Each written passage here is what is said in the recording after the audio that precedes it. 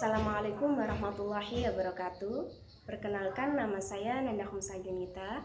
Saya dari Prodi Pendidikan Ekonomi 2018B. Di sini saya ingin membahas mengenai dampak dari pandemi COVID-19 bagi perekonomian Indonesia dengan tema dampak negatif dan positif yang ditimbulkan oleh pandemi COVID-19 bagi perekonomian Indonesia. Seperti yang kita ketahui bahwa beberapa bulan kemarin pemerintah sempat menerapkan sistem lockdown di mana semua harus dikerjakan dari rumah. Belajar dari rumah, bekerja dari rumah, dan juga masyarakat dianjurkan untuk tidak pergi keluar rumah sementara waktu, kecuali ada hal yang mendesak. Itu pun juga harus memperhatikan protokol kesehatan, yaitu memakai masker dan juga membawa hand sanitizer. Akan tetapi pemerintah pun juga tidak diam saja untuk mengatasi masalah COVID-19 ini. Pemerintah dan juga tenaga medis berusaha untuk mencari ataupun menciptakan vaksin bagi para pasien yang sudah terpapar oleh virus corona. Nah, lalu apa sajakah dampak-dampak yang ditimbulkan atau dibawa oleh pandemi COVID-19 ini bagi perekonomian Indonesia itu sendiri? Yang pertama, saya akan membahas mengenai dampak negatifnya terlebih dahulu. Nah, imbas masuknya virus corona ini ke Indonesia membuat perekonomian Indonesia semakin memburuk. Salah satu contohnya itu ada di sektor industri, di mana sektor industri itu juga seringkali melakukan impor barang dari luar negeri untuk dijadikan bahan produksi. Nah, di masa pandemi seperti ini, impor juga tidak diperbolehkan karena dikhawatirkan itu dapat membawa virus corona itu semakin menyebar di Indonesia. Dan mau tidak mau, sektor industri pun juga harus berhenti karena tidak adanya impor. Nah, yang selanjutnya yaitu mengenai pengangguran di Indonesia yang semakin meningkat akibat pandemi COVID-19 ini.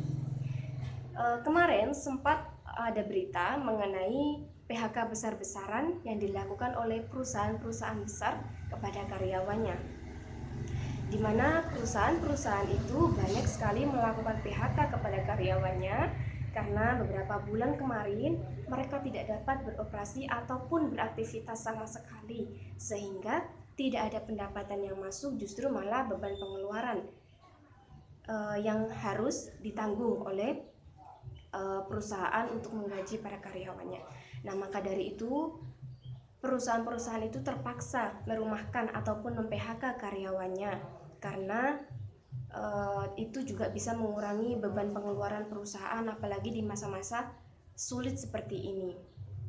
Nah, akibat dari PHK itu tadi, pengangguran di Indonesia malah semakin meningkat. Sebenarnya pengangguran di Indonesia bukan merupakan masalah yang pertama atau bukanlah merupakan masalah yang baru, melainkan ini merupakan masalah yang sebelum ada pandemi ini pun juga sudah ada masalah pengangguran seperti ini. Ditambah lagi dengan adanya pandemi COVID-19 ini semakin menambah jumlah pengangguran di Indonesia itu sendiri.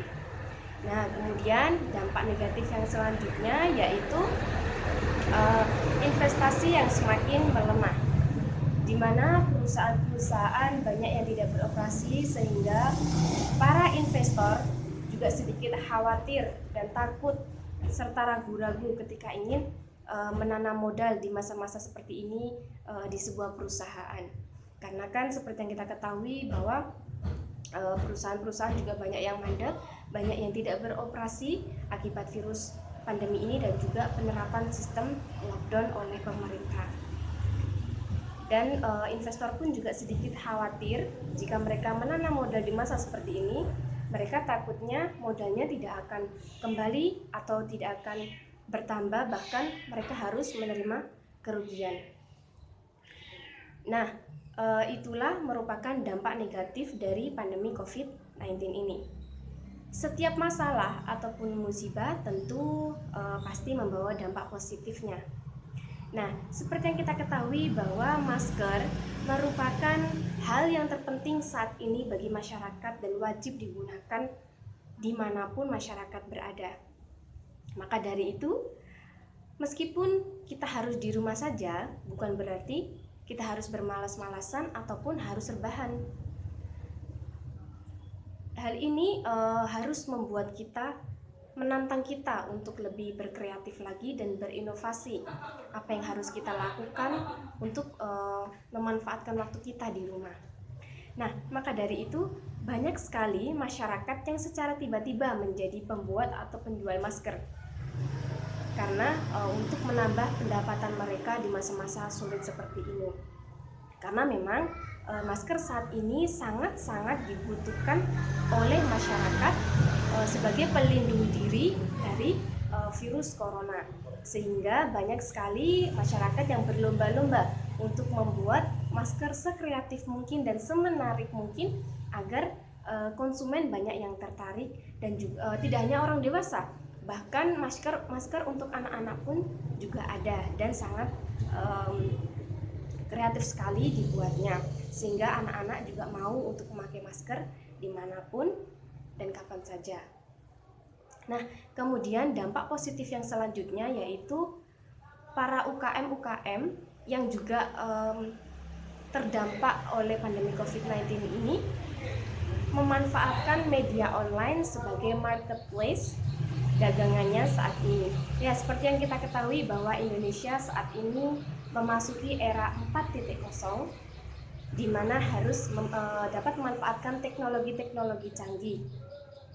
Dan juga para UKM atau usaha kecil dan menengah dapat memanfaatkan media sosial untuk memperdagangkan jualannya dan juga mempromosikan barang dagangannya agar tidak jadi stok saja atau disimpan saja di gudang, melainkan bisa dijual belikan di media online atau media sosial. Hal itu juga bisa membantu para UKM untuk menambah penghasilan meskipun dari rumah. Dan juga transaksi bisa dilakukan secara online apabila takut ketika bertemu langsung kemudian terpapar virus corona. Jadi tidak hanya bisa menjual barang melalui online, tapi juga bisa membayar secara online. Jadi pembeli dan penjual tidak harus bertemu secara langsung, melainkan bisa melalui media online ataupun media sosial. Nah, itu saja beberapa dampak negatif dan dampak positif yang ditimbulkan oleh pandemi COVID-19 ini untuk perekonomian Indonesia. Saya akhiri, wassalamualaikum warahmatullahi wabarakatuh.